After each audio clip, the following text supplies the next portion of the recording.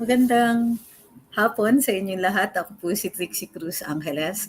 Magandang hapon sa lahat ng mga alam ko this is medyo nasanay yata yung ibang tao na madaling araw ako nagla-live. Gayon pa man, medyo na-delay itong particular discussion na ito. So, napansin ko kasi maraming hindi maliwanag tungkol dun sa separation of church and state. Akala ng mga tao na bawal magsalita ang simbahang katolika. Halimbawa, uh, tungkol sa mga polisiya ng ating gobyerno. So that's not how it works. So dalawa po yung aspeto niyan. So bago ang lahat, huwag po kakalimutan like and share po tayo dito sa video na to para hindi tayo nagtatalo over things that are already in that are stated in the Constitution at dapat maliwanag na sa ating lahat kasi pinag-aaralan required by law ang pag-aaral ng ating saligang batas both sa high school at saka sa college. So, okay, separation of church and state. Tandaan po natin na isa dun sa pinaglaban na karapatan ng ating konsepto o doktrina ng ating katipunan nung they were waging revolution against the Spanish civil authorities uh, ay yung tinatawag na separation of church and state. So lumilitaw po ito sa ating saligang batas sa Malolos. Doon sa Malolos Convention, pinagbotohan nila yan. And for some reason, nag-hesitate. So, a little history lesson, no? Ang katipunan natin, totoo, lumaban sila and all that. And naging successful naman. Later on, lalo-lalo na under the leadership of General Emilio Aguinaldo. Nung nanalo na sila, it was time to create a constitution, so nagkaroon ng convention. Pero in the process, marami pong sumali nung mananalo na yung katipunan dun sa revolusyon. Which is the case in many times of conflict, diba, dito sa Pilipinas. Pag sa tingin, oy, mukhang mananalo na yung ating mga rebelde, join na tayo. So marami dun sa nag-join na ganon ay mga miyembro ng, how do you call this, mga elite or tinatawag nating ilustrado class. And belatedly they joined. So, yung iba sa kanila, hindi ganong katindi yung kapit sa mga prinsipyo na pinaglalaban. Naniniwala sila na dapat labanan yung polos y servicios na to some extent yung secularization, pero bahagi din po ng secularization na ito yung konsepto nga o yung doktrina ng separation of church and state. We almost lost that in the Malolos Constitution. The people under Pedro Paterno wanted to remove it from the Constitution. Pero nanalo yung grupo, yung panig ni na General Antonio Luna by 1 vote. So ibig sabihin, despite the fact na isa ito dun sa mga driving forces of the Philippine Revolution, when it came down to it, nag-hesitate yung ating mga ninuno. Now, why was this so? Because the interests of the elite, as we have as we see in our studies sa ating kasaysayan, kadalasan nananaig. At sila po yung nag-hesitate. They never really were, they never felt strongly about that or about secularization and so on. It wasn't one of those doctrines or issues that they could really identify with. So ngayon, ang separation of church and state nasa ating saligang batas. Sabi nito, the separation of church and state shall be inviolable. Nakalagay pa additionally na meron tinatawag tayong non-establishment clause at saka non-interference clause. No laws shall be passed respecting the establishment of a religion, nor shall, any interference be allowed. So, dalawa, non-establishment and non-interference. Ang non-establishment clause means wala tayong state religion. Ang non-interference clause means na hindi pwedeng makialam ang Estado sa religion, sa mga expressions ng faith. So ito yung, so most people think na ang bawal ay yung simbahan na makialam sa ating Estado. Well, in the first place, since they are not part of government, they are free, like any other citizen is free to express their own desires, to express their opinion, and so on. And kadalasan, yung opinion nila can be expressed from the pulpit of religious services. We don't have to necessarily agree. Pero yung pag-express, pagpapahayag ng mga miyembro ng simbahan ay protektado ng ating estado at ng ating salikang batas. Right? So understand that. Huwag kayo magagalit kapag yung mga pare nag-express ng kanilang mga preferences, pwede naman tayo mag-disagree dun sa mga sinasabi nila and to call them out when they make mistakes, lalo-lalo na sa bardagulan online. So na famously, one priest has said na may gobyerno pa ba tayo kasi tumataas nga daw ang presyo ng gasolina, failing to take into consideration na yung pagtataas ng presyo ng gasolina hindi naman dahil sa gobyerno nag-fail, pero dictated by market forces dictated by the sanctions-driven upcoming recession that we're expecting as a result of the conflict in Russia and Ukraine. Uh, okay. So, pero ang medyo malamya yung ating separation of church and state. Halimbawa, minsan sa ating denomination, sa ating pera, pwede tayong mag-commemorate halimbawa ng historic events of a particular religion because it is part of history. So halimbawa, so many years of the Philippine Catholic Church here, pwedeng i-commemorate ng gobyerno natin yan. So many years of the Iglesia ni Cristo, pwedeng i-commemorate. Commemorate in the sense na maaalala. So that's not considered interference or establishment of religion. So ito yung mas mahirap intindihin. Halimbawa, minsan in court, pag nagde-determine ng values or morals-based judgments, they rely on the expressions of morality by the religious establishments or religious institutions. Ano pa? Minsan may mga government offices who hold masses in the offices. So is this allowed under the separation of church and state? In many countries, kapag talagang hiwalay ang church and state, bawal po yun. Pero sa atin, we kind of gloss it over. Instead, what we do is we guarantee na kung kunwari ang mga Katoliko ay maaari magkaroon ng misa sa kanila, dapat all other religions ina-allow natin. Ang hindi pa natetest dito sa Pilipinas ay kung kunwari yung mga religions that we don't agree with, will they be allowed? So halimbawa lang, may mga satanista. Halimbawa lang po ito ha, don't freak out. Halimbawa may mga satanista sa Pilipinas at gusto nilang magkaroon ng religious rights. Kung dun sa at meron silang religious rights, guaranteed yan kahit satanista pa sila. So even if you disagree with the religion, dapat ginaguarantee yan. But it will also depend on the maturity of our government officials. O ngayon, halimbawa sa isang government agency, nagmimisa sila tuwing tanghali. May maliit na grupo ng mga satanista dun sa ahensya na yon. Sasabihin nila, we demand the right to hold a black mass during lunchtime. Sa tingin nyo, dapat pumayag ang gobyerno? Yung equal protection guarantees na kung papayagan mo yung isang religion to express themselves in the same grounds, na dapat papayagan mo lahat. So, ang tanong, ganyan na ba ka-mature ang taong bayan para tanggapin na all religions are created equal, particularly pag tinitignan natin sa ating salikang batas? Okay. Sabi ni Veloso Liwag, atheist siya. So, dapat nire-respeto din ang mga taong walang relihiyon. Diba? The desire to express and the protection of that expression is also covered for people who do not believe in any religion. So medyo mas diba, medyo nagre-require din ng kalaliman and some kind of political maturity to accept na lahat ng religion ayon sa ating saligang batas dapat equally protected. Now, several decades ago, ewan ko kung meron nakakaalala nito, merong pumasok dito sa Pilipinas na tinatawag na Children of God na sect, na parang kulto yata ang tawag sa kanila. But for them, it was a legitimate expression of a religious belief. Pero sila naniniwala in free sex.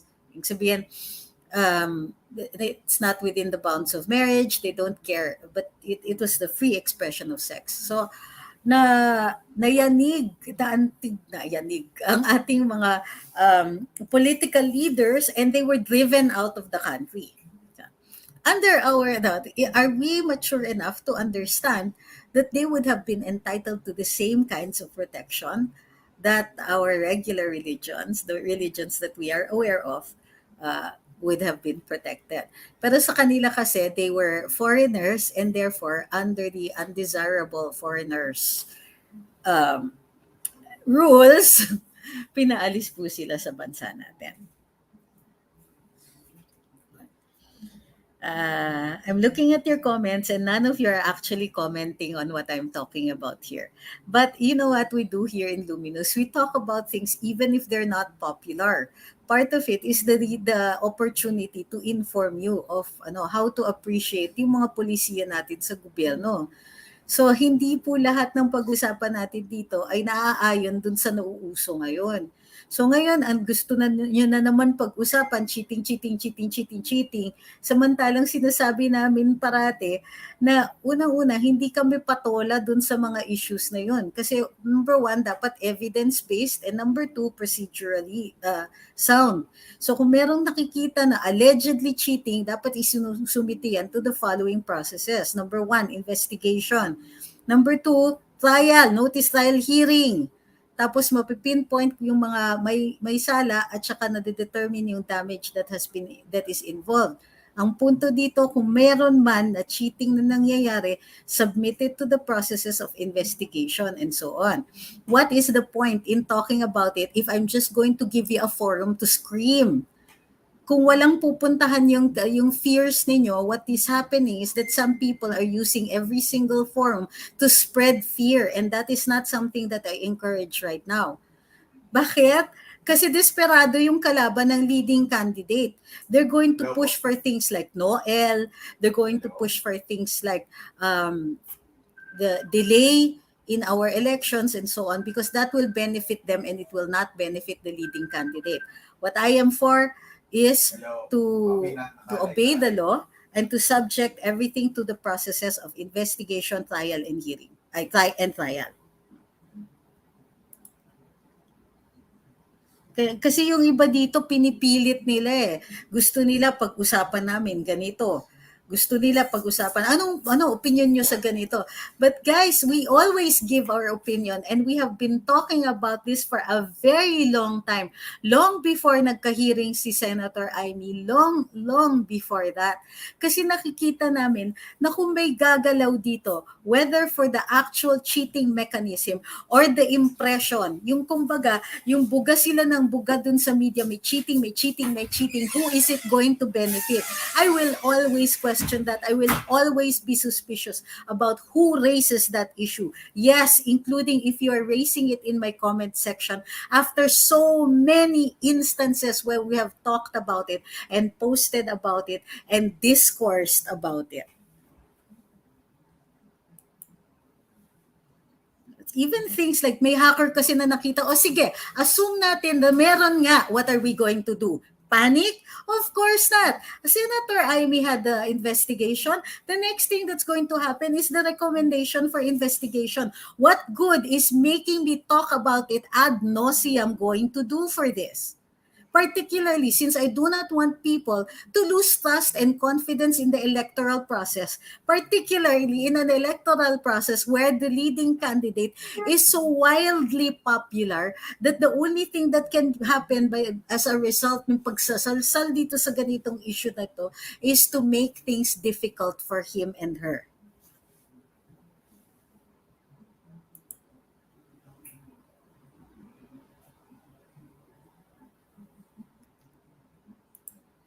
Sabi ni Ma'am Femia Echanova, good topic po kasi wala pong nagtackle nito. Kahit po sa church, we're not allowed to view our opinions in politics because it will create conflict and division.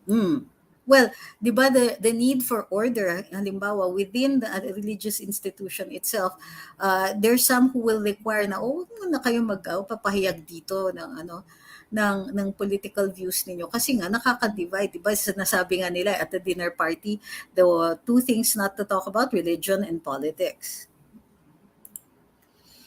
Sabi ni LG Cunisala, how does the state identify if the church is overstepping their boundaries in influencing the mass or their followers? The state cannot interfere. That's precisely the non-interference clause, di ba? The state cannot interfere with the church and not the other way around. Okay? It's really like that. So even if you don't like it, even if the church is instrumental in getting a lot of people to subscribe to their views, it is their freedom. It is guaranteed under our constitution. Sabi ni Francis Cayetano, gawa sila ng sariling vlog. Ganda ng topic, separation of church and state. Sabi ni Vincent, anong nangingibabaw may pagkakaibang batas at religious practice? Halimbawa po sa aspeto ng kasal o sa edad ng asawa o sa dami ng pwedeng maging partner. Okay. It's always the law first. Minsan, kinikilala ng ating batas yung differences sa religion. So halimbawa, sa ating civil laws, kinikilala yung mga kasal sa Islam. Kinikilala na may separate na Sharia law para dun sa civil aspect and sa statuses ng mga nag-practice ng religion ng Islam. In other religions, kailangan kinikilala sila and so on. So, pwedeng kilalanin yung marriage rights. But apart from the acknowledgement dun sa Islam nga, sa ibang mga religions, kinikilala ang divorce. So, if kinikilala ng iyong particular religion yung divorce, then the Philippine law will recognize it not under a law of divorce because wala tayong divorce, para i-allow yung annulment sa inyo. Otherwise, everything else must be subject to the law. So kung kunwari sa Islam, younger yung age of consent for marriage or younger yung marriageable age, i-allow yon. Kasi nga may separate code para dun sa mga Muslim. Pero sa other religions, yung status and so on are governed by yung age, marriageable age are governed by the family code. Yung divorce, kung recognized dun sa religion ninyo, pero wala kasi tayong divorce aside from dun sa Islamic law, then maaaring kilalanin ito under annulment.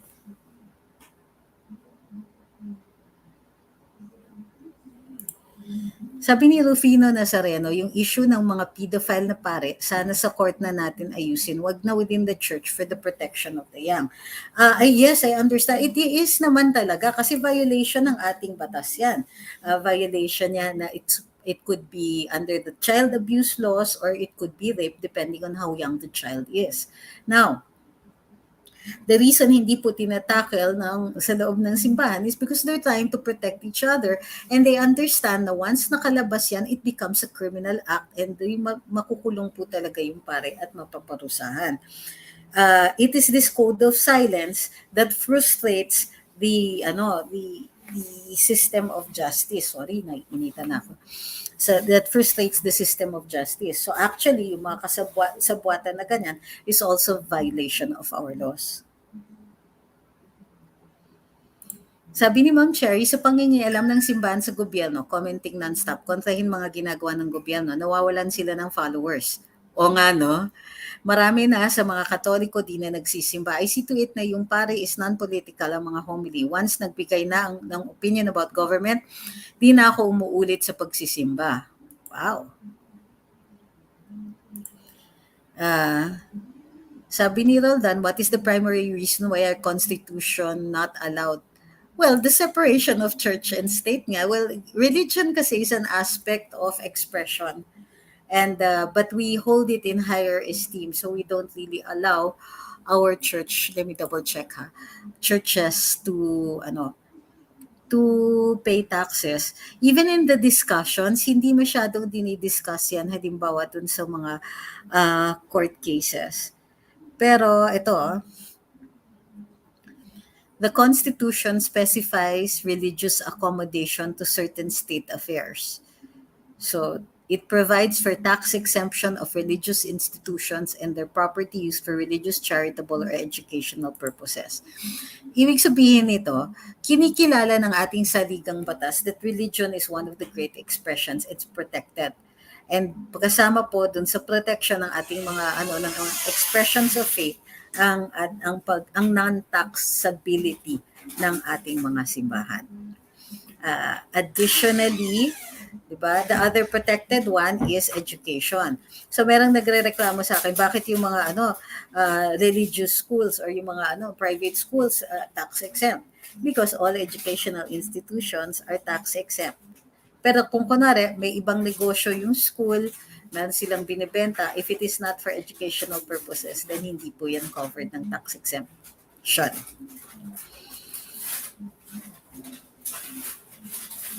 Sabi ni Clark, nagiging masama sa mata ng karamihan ng simbahan dahil sa mga pare na focus lang sa isang kandidato na dapat maging fair po sila. Yes, but that is a discussion among ourselves. It is not something that the state should be involved in or the government. Sabi ni Mark, huwag tayo magalit sa mga pare. Instead, pagdasal natin sila kasi tao lang din sila tulad natin. They're not part of the Holy Family. They're part of God's family like us. Di ba nga iba nagkakaanak, iba involved sa corruption?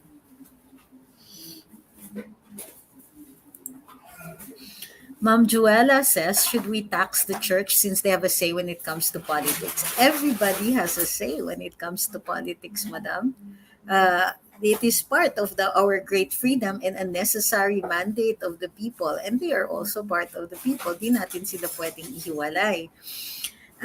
If we will allow them participation, kunwari, kasi ang mga simbahan, ang religious institutions, they're not allowed representation. Ibig sabihin, hindi sila pwede maging mga congressman and all that. So merong rule, and it's a constitutional doctrine, no taxation without representation. So kung hindi ka marirepresent, then you cannot be taxed also. So that's another aspect. Hindi sila pwede maging kongresista, they cannot be legislators unless they leave the church, whether temporarily or formally.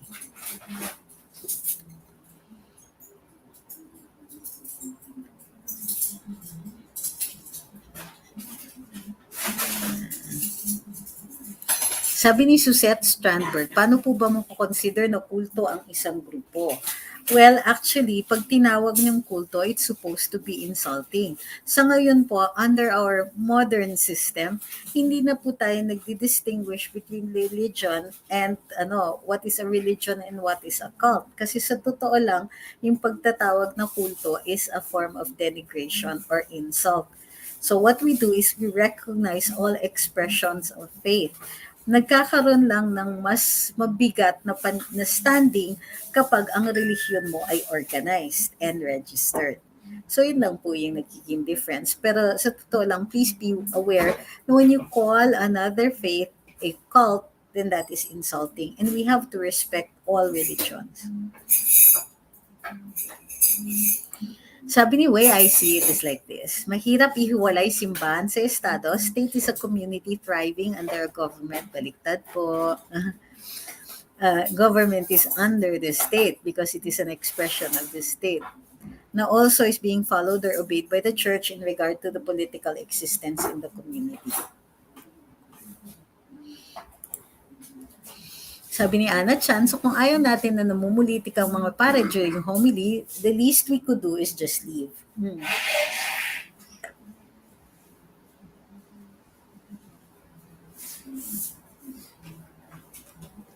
Okay, yung mga nagsasabi na talo na and all that ang isang kandidato saying that natapos na yung electoral process simply because they think cheating is going on, we're going to treat you like a troll. Because unang-una bawal po yan sa ating election code. Hindi po maaari, yung mga ganyang expressions, pinaparusahan po yung ganyan. Because it has a tendency to discredit the electoral process. You probably won't go to jail, pero it is certainly questionable behavior.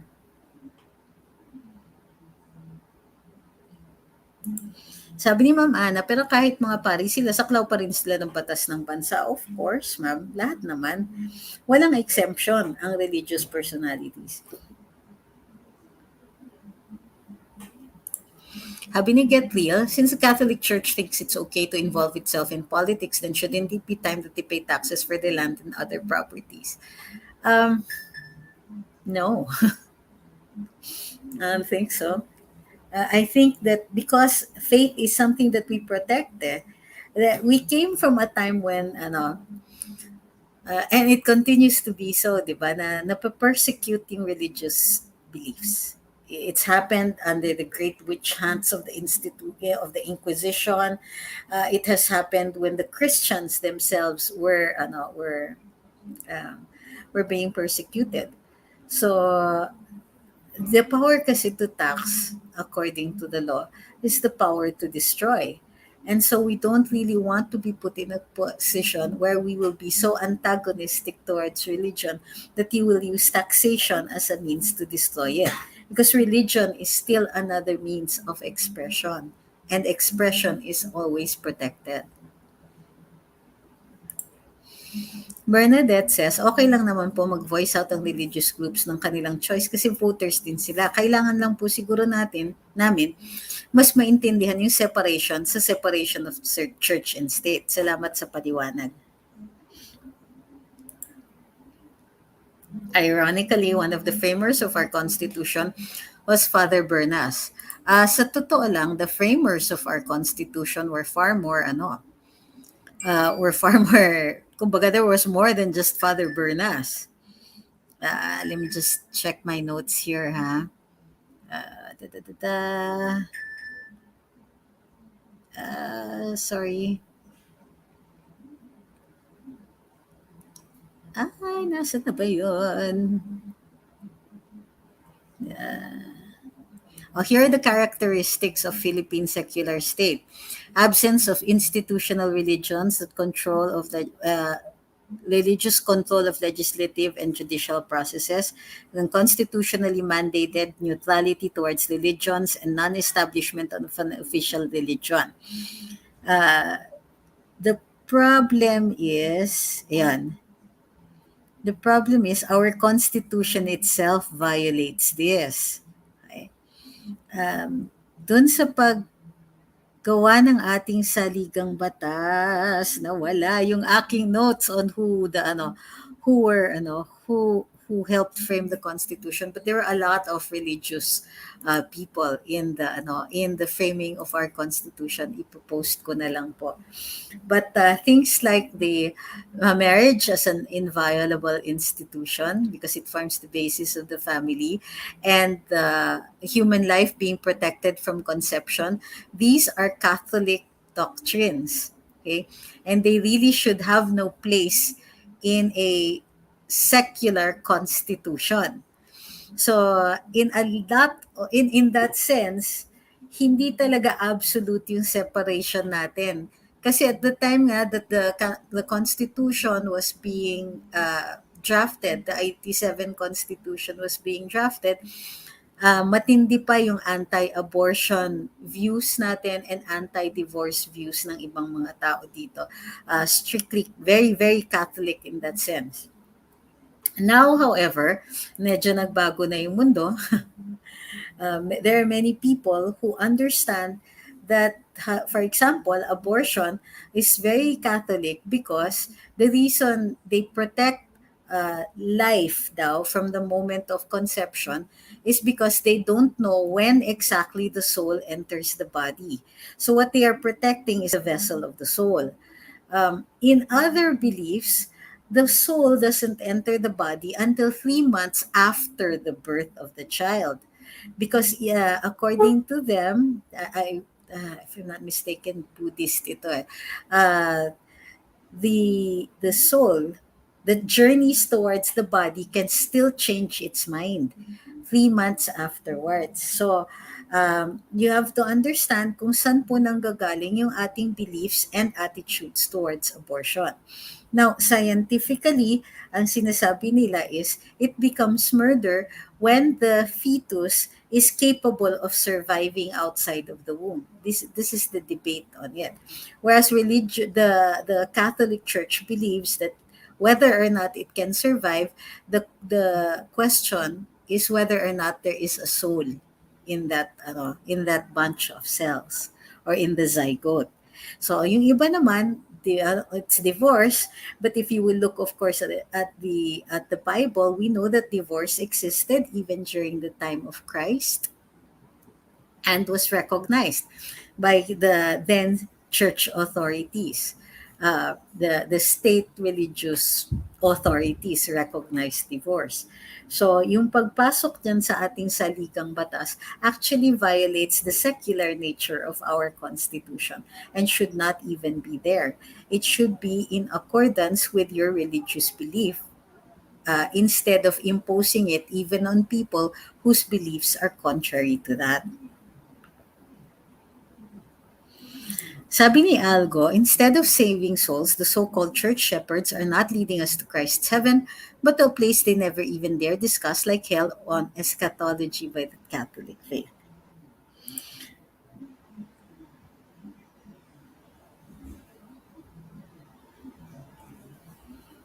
I agree po na may mga instances na the church and the state interfere with one another, and such interference is defined under the Constitution and some jurisprudence. Yeah. Sabi ni Just Relax, kaya okay lang maging anak ng pare dahil bawal ang abortion. I don't think so. It's still, if you're going to think about the strict rules of the priesthood which demand celibacy, as well as yung nga sa sexual congress outside of the marriage, then under the religious lights, hindi po rin allowed dapat yun, di ba?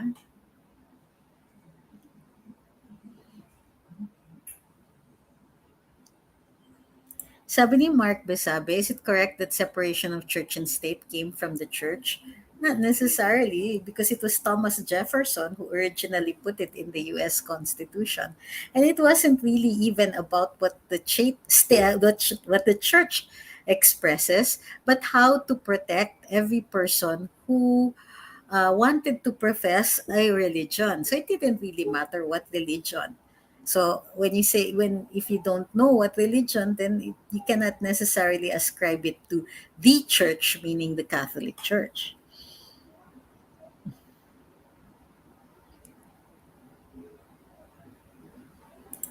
At sa Tito Noy's vlog said, meron pang isang religious group, mga 1980s yan, yung Maharishi. Well, yes, from the Maharishi Mahesh Yogi. But it was something like a form of some kind of Buddhism, di ba?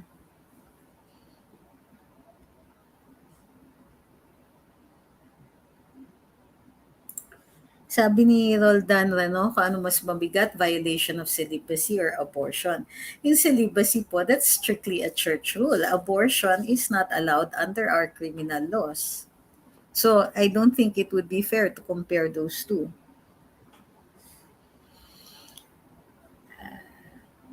Kay Cesar ang kay Cesar. I was waiting for somebody to say this. At sa Diyos ang para sa Diyos. Sana yun na lang kasimple. Render unto Caesar what is Caesar's and to God what is God's. But sometimes it's not that easy. Kasi nga kayo, marami sa mga kaibigan ko, halimbawa, hindi nila nakikita yung personal nature ng kanilang belief about abortion. For them, it is very simple. Abortion is murder, regardless of what stage of fetal development. Pero kami kasi, dahil inaaral namin ano po yung naging basis para dito sa abortion, and we've had to force ourselves to look at the religious principles. So dun sa when it comes to when the soul enters the body, yun po yung nagde-determine whether or not that the mass of cells that are inside the woman's body is a person for that is entitled to full legal protection under the law. Sabi ni Way I See It, campaign by a priest openly for a particular political candidate is the hottest issue for church-state separation. Means they are prohibited to do that under the law. No, no, no, no, no, no, no, no. It's quite the other way around. Because I told you there are two aspects of the separation of church and state: the non-establishment clause and the non interference clause. So non-establishment means that there's no state religion that would be imposed on us, and non-interference means that it is the state that is not allowed to interfere in religion, and that includes through taxation. So, they are allowed to do that. Okay? Baliktad po yung non-interference. And as a matter of fact, I'd like to remind everybody that the Bill of Rights prevents the state, not the private person. These are limitations of the state. The limitations of the state to interfere with religious expression or religious institutions, the limitation of the state to interfere in the personal rights of people, like the communications shall be inviolable. So state authorities cannot open your mail, they cannot bug your phones, they cannot do conduct surveillance unless there is a warrant.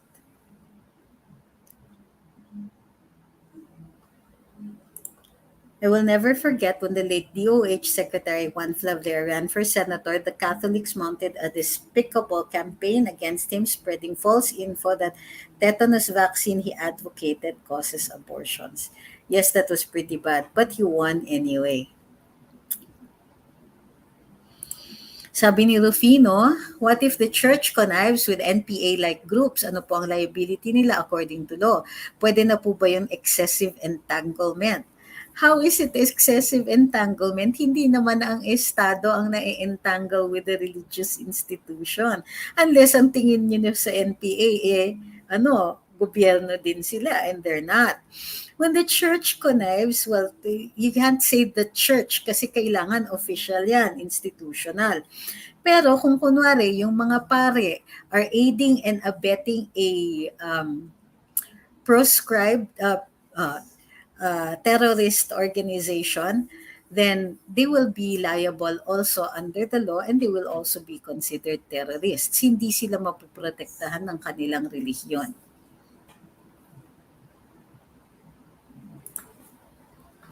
Sabi ni Rain, pwede bang lumipat yung Adonis Gay Bar sa tabi ng Immaculate Conception sa Cubao? Pustahan, mga pari, di nila sisitahin yan. Mag-enjoy sila, tapos yung mga 150 lalagay mo sa Santo Niño de Tondo. Uy, grabe kayo. Hindi naman siguro. I don't think they're that over. Sabi ni Rain on Me, when the church wants the laymen, they encroach the state, and if the layman counteracts, the church prohibits. Why is it not vis-a-vis? Precisely nga, because the state is the one that is not allowed. Okay? The it's like you and me. Tayo, we're free to advocate for candidates or not advocate for candidates or do whatever we want because we're private persons and it is our right. What difference does it make if that private person wears a dress or not in pursuance of his or own religious beliefs? Okay. The priests are as much citizens as they are members of the clergy, and they are allowed to express themselves. Institutions, let's say my workplace, let's say, kunwari, I work in a television station, and we are allowed to advocate for a certain political party. That's allowed. So why would you say that it is different when it is the church? Everybody is allowed to advocate for their own political parties and to express their own political beliefs. It is no different just because they are a religion. Sabi ni Bill, most of us, I dare say, are practicing Catholics, but we do not at all times adhere to church views and teachings on certain topics. That does not make us less Catholic. May God-given free will po tayo, and we all have all the right to use it. Correct. Kung ayaw nila ng separation, dapat lang magbayad sila ng buwis. Well, yun na nga. If biglang sabihin ng simbahan, ayaw namin ng separation of church and state. Gusto namin established ang religion namin as a state religion. Kailangan baguhin yung saligang batas at dun sa pagbabago ng saligang batas, we can also include the removal of the constitutional protection against taxation. Okay lang po kung ikampanya ng church kung sinong kandidatong iboboto, pero yung maninira rin sila, poisoning people's thoughts, ay hindi maganda. Kaya no wonder most Catholics are distancing themselves from the church now. Yes, I agree with that. Pero kasi yung ibang tao naman gusto nila parusahan yung simbahan because of their acts of convincing people for or against other political personalities. Yun po ay hindi naman natin maaaring parusahan sa ating batas.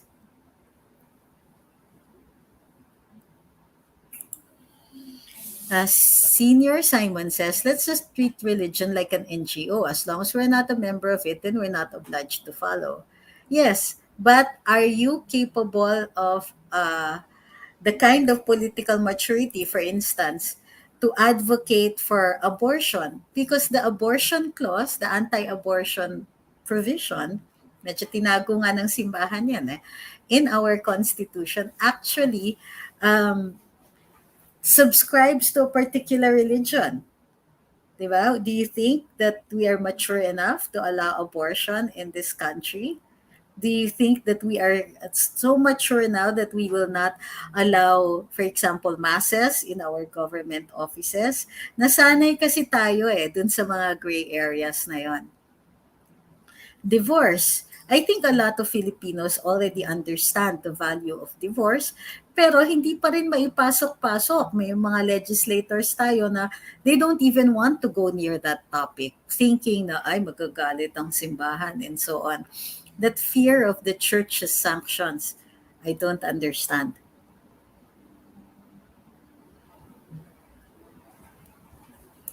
Sabi ni Clark, nakita niyo po ba yung pagbabasbas ng isang kandidato sa simbahan na may manok?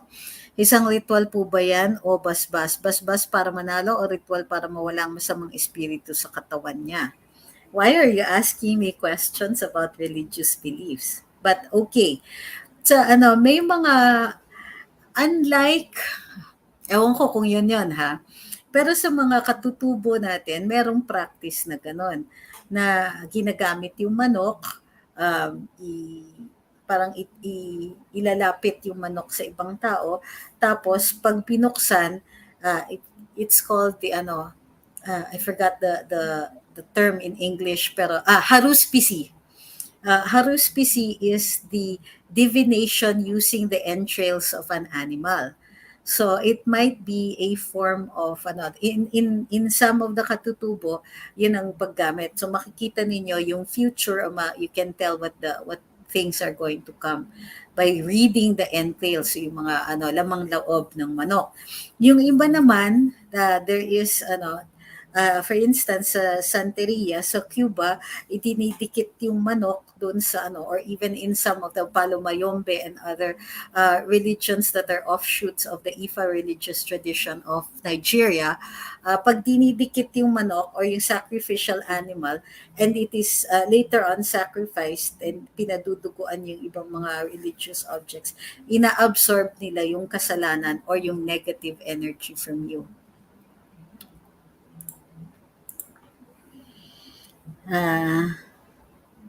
Okay, sabi ni Way I See It. Thanks for the info. Means now whenever the priest starts campaigning for a political candidate in his homily, it will up to the listener if he takes those or he uses earplugs or walks out. Finally, sabi ni Rain on Me, we are also told that we should not mix religion and politics. Again, the saying is powerful truth that when religion is used for political purposes.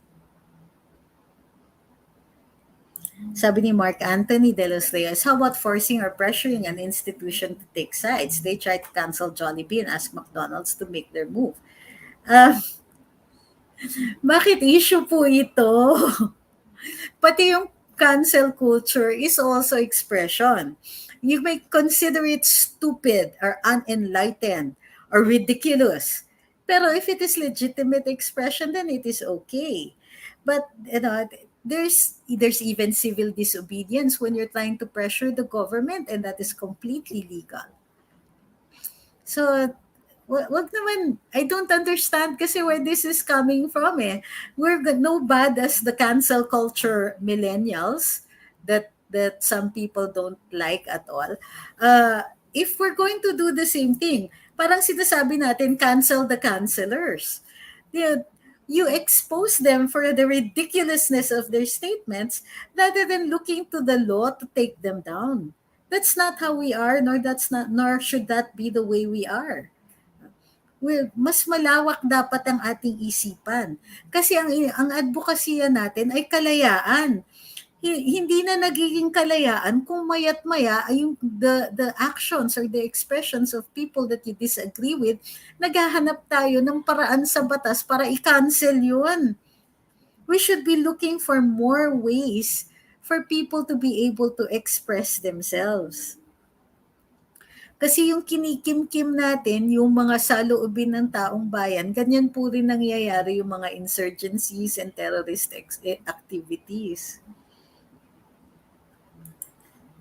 Ano po ba punot dulo kung bakit ang Katoliko ay pilit iginigiit na makialam sa politika, separate nga dapat ang church and state? I think it might still be the offshoot of the Spanish Inquisition. Nakakalimutan nila. Because you're a dominant religion, you tend to think in terms of your role in changing society. It's just that, really. Sabi ni Ma'am Pinay sa mga Igorot, well, I prefer the term Cordilleran, mayroon ding cleansing using a live chicken as sacrifice after performing a sort of dance ritual. That cleansing ritual is an expression of their faith. Yep. Sabi ni Rain, cancel culture is unhealthy. The best example here is the Russophobia trend nowadays na dahil lang Russian si Dostoevsky at Tchaikovsky, canceled na rin sila. Oh my gosh. This made Dostoevsky too relevant. Ang weird niyan. Ang weird. Even here, eto, sige, kwento. Dun sa wall sa Luminous, napansin nyo, kami yung nag-post nung article, yung opinion piece ng Russian ambassador to the Philippines. Nilagay po natin yan sa Luminous kasi tinake down ng Star dun sa kanilang online version. So may dumating ngayon, galit na galit. All-time low na daw ang Luminous kasi nilagay namin doon. Take note, we did not take sides. We did not express an opinion for or against it. Pero ang sinabi natin, it was taken down shortly after the British ambassador to the Philippines expressed outrage at the opinion that was expressed in that article. So it was taken down shortly after that. So ang napapansin ko, may problema sa reading comprehension yung tao na yon kasi ang sinasabi niya, all-time low, bakit po pinopost yan? Those are all lies. And all that. How can we say it is a lie if you're not going to let people see it? How are you going to discuss the wrongness of it if you're not going to show it? That is the conundrum. That's why cancel culture doesn't work. Kasi ang gusto ninyo, itago, tanggalin, censor. If you don't see it, what is your basis for discussing it? If people don't see it, how will they react? How will they know any better? Para tayong nag-aaral ng storya for literature without actually having read it. So, yun yung point dito, is that we should not suppress expressions. Rather, we should learn from them. Whether we learn that it is incredibly stupid or irrelevant, or that it is profound and something like, and an eternal truth. We don't suppress expression, even if we don't like expression, except if those expressions are illegal. Inciting to sedition, inciting to rebellion, false publications, libel, and so on. Those, they are taken down kasi wala siyang value other than to destroy either the processes or to undermine the electoral processes, or even to simply to try to destroy another person's reputation. Right? Uy, malapit na. Hindi pa ako nagla-lunch, guys. Eto, sabi ni Tonjeng about the cancel culture that originated from the US, nais ko lang din po i-share na ang ating tunay na kultura ay bayanihan na sana'y mabalik natin sa ating bayan at ipagpatuloy. I don't think that it has gotten lost. Nakikita lang po natin siya now dito sa na-transform din siya. So that's what we call indigenization. In case you haven't noticed, ang mga Pilipino ay isa sa pinakamalaking grupo ng mga taong gumagamit ng social media. And we use it for our particular forms of discussion. And for me, yung pagtutulungan, halimbawa, share natin tong lahat, bayanihan din po yan. Oh, lahat tayo, hashtag. It is a form of bayanihan. It's just gotten transformed. Hindi na po tayo nagbubuhat ng bahay kasi konkreto na yung bahay. Gayon pa man, nagtutulungan pa rin tayo. Sabi ni Daldit Pasamontes, so typical of these supremacists, it's only them who are correct. Stephen Covey said, understand then to be understood. Uh, I agree. Di ba? And that's so St. Francis also. To understood as to understand. To be understood as it is to be as to understand. I love St. Francis. Uh, Boyet Lagyo says, so true, kaya dapat ang opinion ng mga pare kung ayaw nyo, wag na lang makinig. O iwanan na lang kaysa mag-demand ng tax o twisting separation clause of the church and state. Non-interference po. But it is also not interference in church activities if you call out the priest when he says something like, wala na yatang gobyerno, taas ng presyo ng gasolina, di ba? You can call him out on how wrong this is, on why this is erroneous, because the prices of gasoline are not controlled by the state or the government. So, medyo misplaced yung galit niya. Unless yung galit niya is, wala na bang gobyerno sa Russia or sa Ukraine o sa US na nag impose ng sanctions.